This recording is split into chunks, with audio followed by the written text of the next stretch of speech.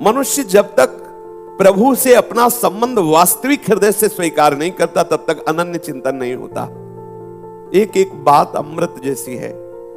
हृदय से हमारा भजन नहीं होता। प्रश्न करते हैं लोग, किनका भजन होता है? जिनको आपने अपना माना है। देख लो, शरीर को अपना माना, संसार को अपना माना, उसी का भजन हो रहा है। प्रभु वास्तविक अपने हैं, मानने की जरूरत नहीं है, वो तो है ही, स्वीकार कर लो।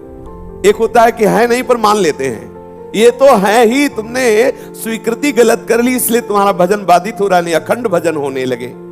जब तक आप इस संबंध को हृदय में स्वीकार नहीं करेंगे तब तक विमुखता बनी रहेगी। प्रभु से अपने को अलग मानते रहेंगे। प्रभु के नित्य संबंध को स्वीकार ना करने के कारण प्रभु की विमुखता होती है। विमुखता के कारण संसार सामने होता है और उसी का चिंतन मनन होता है। साधक को चाहिए कि ये हृदय में बैठा ले कि जितने संबंध है ये सब भगवत विस्मरण कराने के लिए माया ने भेजा है। ये स्वीकार कर पाएगा? लगता है कि ये सब क्या बातें हो रही हैं, कितना हमें परिवार के जन प्यार करते हैं, ये तो हमारी माँ, ये हमारे पिता, ये हमारे परिवार के प्रियजन हैं। यही तो उसकी चाल है। माया और कहते किसे हैं? यही तो उसकी चाल है। ये मैंपन मेरापन करवा के ही प्रभु को विमुख कराए। बहुत चाल सूक्ष्म है इसकी, अनंत जन्मों से इसी में हमें फंसाए हुए, इसी में फंसाए हुए। स्वयं प्रभु आदेश कर रहे तो आपको क्या भय करना? स्वयं प्रभु बोले ना, मन मना भव मत भक्तो माद्याजी माम नमस्कुरु। अगर हमें डर लग रहा है कि कहीं ऐसा ना हो कि हमें पाप लग जाए, तो प्रभु कह रहे सर्वधर्मान परित्यज्य मामेकम शरणम व्रज अहम त्वाम सर्व पापेभ्यो मोक्षयिष्यामि मा शुचः। मत डरो, मत डरो। हमारा जन्म केवल प्रभु प्राप्ति के लिए हुआ है, केवल प्रभु प्राप्ति के लिए, कोई अपना नहीं है। ये तो केवल माया ने ऐसे दृश्य खड़े कर रखे हैं कि जो हमें समय दिया गया है 50 वर्ष 60 वर्ष, उसे हम भूल भुलैया में भूल जाएं, प्रभु का स्मरण न करें और फिर हम आगे नवीन नवीन जन्मों में नाना प्रकार के दुख भोगे। प्रभु के साथ जो हमारा संबंध है उसे स्वीकार कर लो। उसकी स्वीकृति से आप देखेंगे जागृत में, स्वप्न में, सुसुप्ति में हर समय आप प्रभु में ही हैं। जैसे हमारे स्वप्न भी संसारिक आते हैं, हम सोते भी संसार में, जगते भी संसार में, क्योंकि इसे अपना माने हुए हैं। अटल रूप से सदा बना रहने वाला संबंध था, है, रहेगा हमारा जो प्रभु से है। और ये जो माँ बाप परिवार आदि का संबंध है, ना कभी अटल था ना कभी अटल रहेगा, ये बीच में केवल दिखाई दे रहे हैं। अव्यक्तादीनि भूतानि व्यक्त मध्यानि भारत अव्यक्त निधनान्येव तत्र का परिदेवना। ये पहले भी हमारे नहीं थे, बाद में भी हमारे नहीं रहेंगे, बीच में तुम्हारे लिए इसीलिए केवल भेजे गए कि भगवत चिंतन छोड़ दो। इनके राग में फंस के, इनके मोह में फंस के भगवत चिंतन छोड़ दो, अपना जन्म व्यर्थ कर दो। ये माया की चाल है। और भक्ति की महामहिमा में ऐसी चाल है कि वो इन सब बंधनों से मुक्त करके सबकी ममता ताग बटोरी, मम पद मन ही बांध बर डोरी। ये कोई बिरला भाग्यवान समझ पाता है, नहीं तो बहुत ही विचित्र माया है। बहुत जिससे बात करोगे जो माया बहु बार नचावा, जास चरित लख का हो न पावा, शिव विरंच का मोहई को है बपुरान। बहुत विचित्र, इसीलिए देवी हृषा गुणमयी मम माया दुरतया मामेव ये प्रपद्यन्ते माया में ताम तरंति थे। केवल प्रभु से अपनापन, केवल प्रभु के चरणों से अपनापन, वही इस प्रपंच नहीं, बहुत ही विचित्र प्रपंच है। न जाने कब कहां से कैसे खड़ा हो जाता है, कैसे फंसा लेता है साधक को। जहां भगवत चिंतन में कमी हुई वो फंसा लिया माया ने, कोई न कोई रूप लेकर के ऐसा आकर्षित किया, भगवत चिंतन रहित कर दिया। मानने लगता है ये मेरे माँ, मेरे पिता, मेरा पुत्र, मेरी पत्नी, और अब सोचता है भजन बन जाए। कैसे बनेगा? याद उन्हीं की आएगी जिनसे आपने मेरापन किया है। मैं अमुक का लड़का हूं, अमुक मेरा लड़का है, इस भाव में मगन हो और चाहते हो कि प्रिया प्रीतम के ध्यान में लगे, प्रिया प्रीतम के भजन में लगे। देख लो करके कैसे हो। और मैं प्रिया प्रीतम का, प्रिया प्रीतम मेरे, ये बैठा लो हृदय में। जे ही राग नष्ट होगा तो आप देखोगे एक तार भजन होने लगा। अनादि अविनाशी सर्वोपरि महाप्रेम स्वरूप युगल सरकार मेरे थे, मेरे हैं, मेरे रहेंगे। हम ये नहीं मानते, इसीलिए विमुख होकर संसार के राग में फंस गए। जो मान लेगा तो हरदम ये भाव बना रहेगा, स्मृति बनी रहेगी। इसी को भजन कहते हैं, हरदम उनकी स्मृति याद आना। वास्तविक संबंध नित्य युक्त संबंध है प्रभु से, इसे स्वीकार कर लो। बाहरी जितने संबंध है, गोस्वामी तुलसीदास जी कह रहे, सुत बनिता आदि जान स्वार्थ रत, ना करू नेह सभी ते, अंत ही तो ही तजेंगे पामर, तू न तजय अब ही ते। जो सांसारिक भोग और संग्रह में लगे हुए हैं, वे कभी यह निश्चय नहीं कर सकते कि मुझे भगवत प्राप्ति करनी है। वो दृढ़ व्रता नहीं हो सकते। वो अभी सुनेंगे, बाहर निकल के चले जाएंगे, सब कथा वार्ता है, सुनी आए कथा, बस इतना।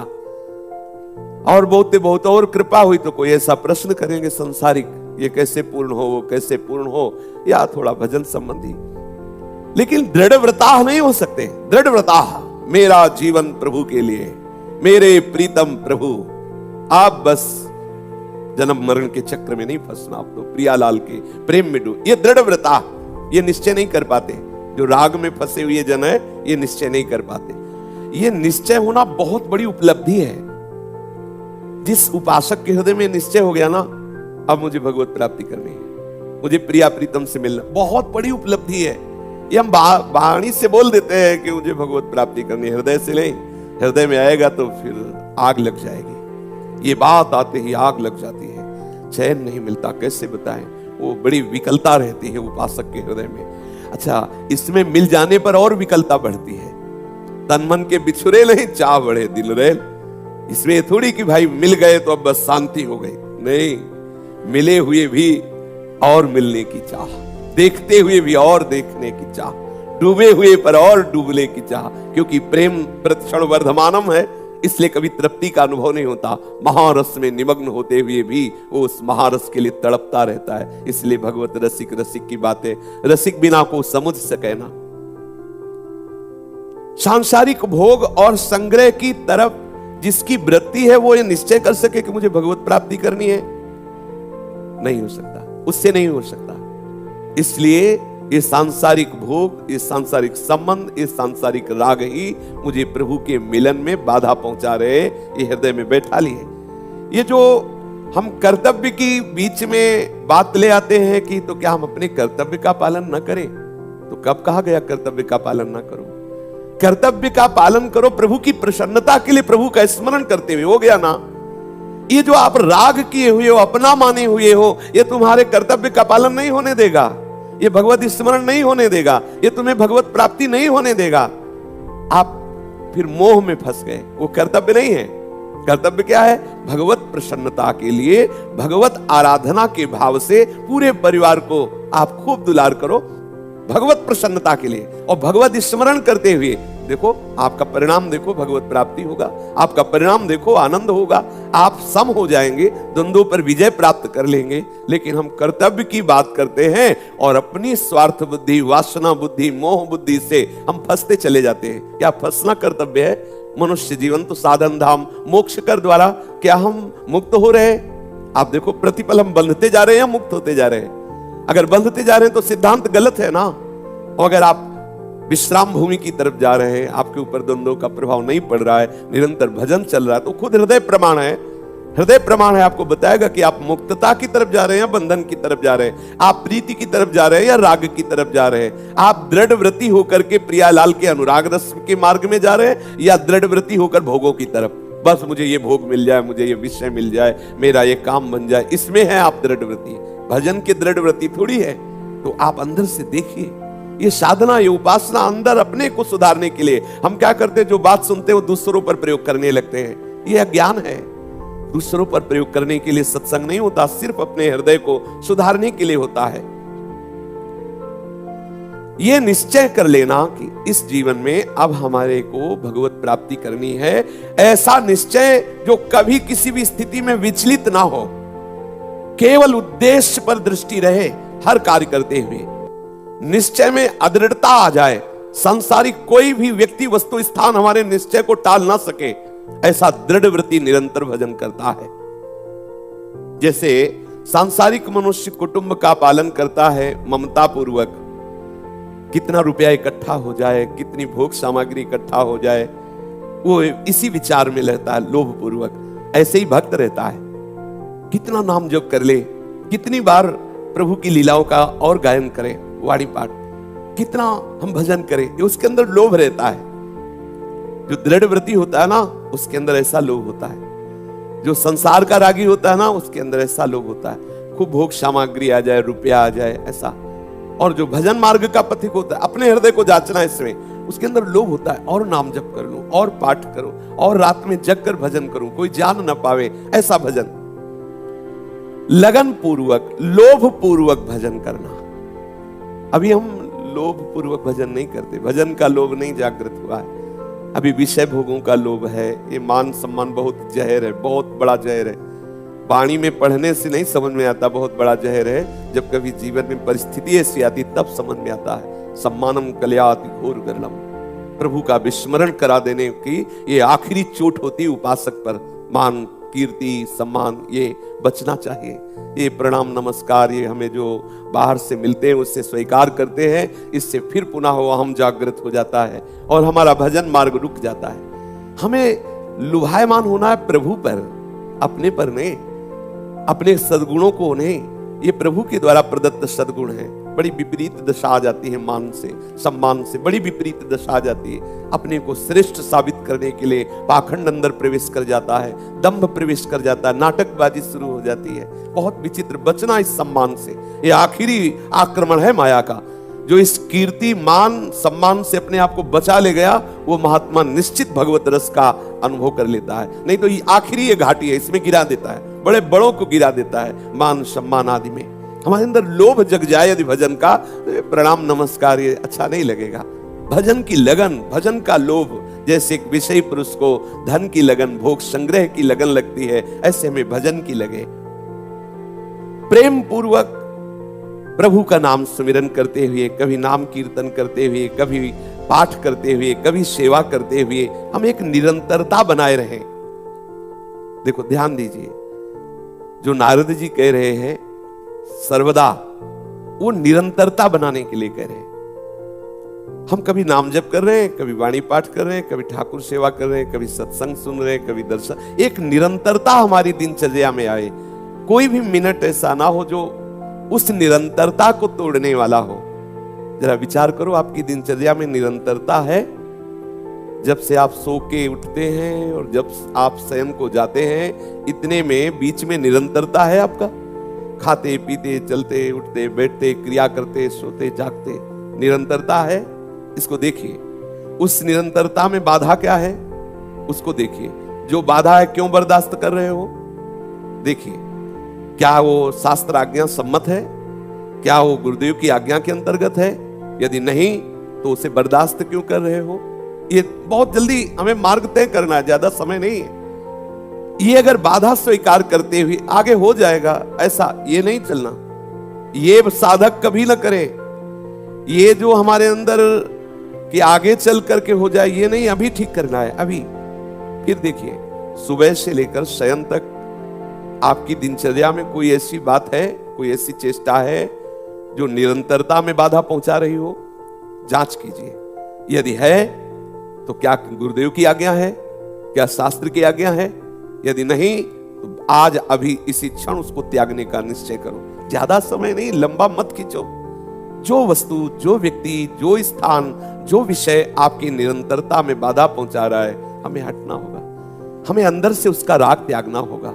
अगर आप राग त्यागेंगे नहीं तो हो सकता है आप सोच रहे हैं आगे चलकर निरंतरता में आ जाएंगे, और हो सकता है वो राग आपको जितना भजन होता है उससे भी नीचे गिरा दे, गिरा ही देगा, क्योंकि आप ढीले पड़ रहे हैं। आप सावधान हो करके जितना जितना आप राग त्यागते जा रहे हैं उसको तो स्वीकार ही न कीजिए, और जो निरंतरता में बाधा रहेगी उसको हटा दीजिए। समय नहीं अपने पास।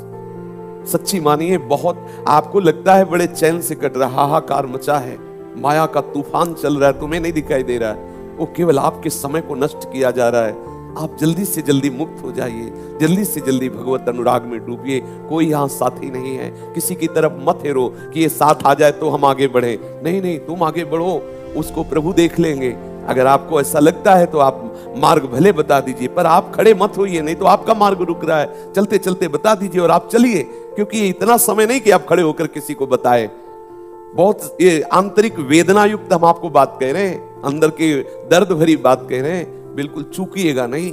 बहुत बढ़िया अवसर मिला, नहीं बहुत बहुत वो हृदय में जब ये सब समझ में आता है तो लगता है कितने सूक्ष्म फंसाव है जीव। समीप बैठे हुए ये लड्डू गोपाल की तरह देखते रहते ठाकुर जी और मुस्कुराते रहते, कभी कभी इन पर भी गुस्सा आती है। ये देखो फंसता चला जा रहा है साधक, और ये भोग पाते हुए मुस्कुराए हुए बैठे जय माला डाल दो और आरती करो, पूजा करो, प्रियाजू के साथ खेल रहे हो या पिट रहा है उपासक। अरे अगर ये मैं एक मुस्कुराहट बाहर करके दिखा दे तो झंझट खत्म हो जाएगा। कभी कभी इन पे भी गुस्सा आता है, यार थोड़ा तुम भी तो ऐसा करो, कोई इतने कमजोर तो हो ले। बस एक बार अगर ये मुस्कुरा दे सामने आके, फिर किसी भी इंद्रिय और मन की ताकत लेके विषय की तरफ चला जाए। पर पता नहीं कब तक वो देखेंगे ऐसा कि रोए तो कम से कम, वो देखते हैं कि रोए तो कम से कम, रुला लो जब तक रुलाना है आपको। बकाया बात वैसे तो ज्यादा इन्हीं से बनेगी, पक्का समझो एक बार मुस्कुरा दें आकर के, बस हो गया काम हमारा जन्म जन्मान। और अच्छा इसमें कोई इनका कुछ खर्चा नहीं होता, पर पता नहीं क्यों फंसाए हुए हैं। देखो न जाने कौन से गुण पर दया निधि रीझ जाते हैं। पर अपनी तरफ से हम ऐसी चेष्टा करें,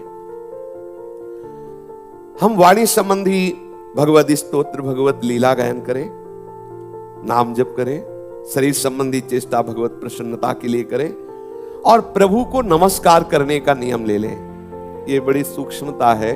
हमने गुरुजनों को, महापुरुषों को देखा, ठाकुर जी को दंडवत करने का नियम 108 बार दंडवत। आप 108 बार न कीजिए तो 51 बार, 11 बार, 21 बार करना चाहिए। दास्य भक्ति पुष्ट होती है, शरीराभिमान गलित होता है, करना चाहिए।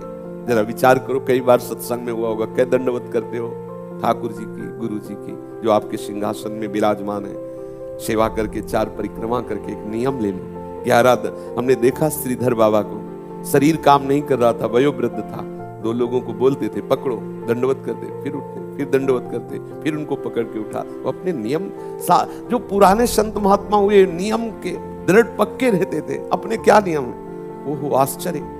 चरणामृत नहीं मिला उस दिन तो भोजन नहीं पाया।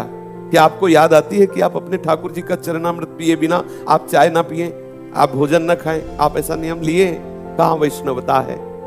विचार करके देखो। फिर कहते हो हमारा मन दंडता कर रहा है, भजन नहीं कर रहा। आप सिद्धांत स्वीकार नहीं किए हो। नियम रखो, कुछ तो नियम रहे।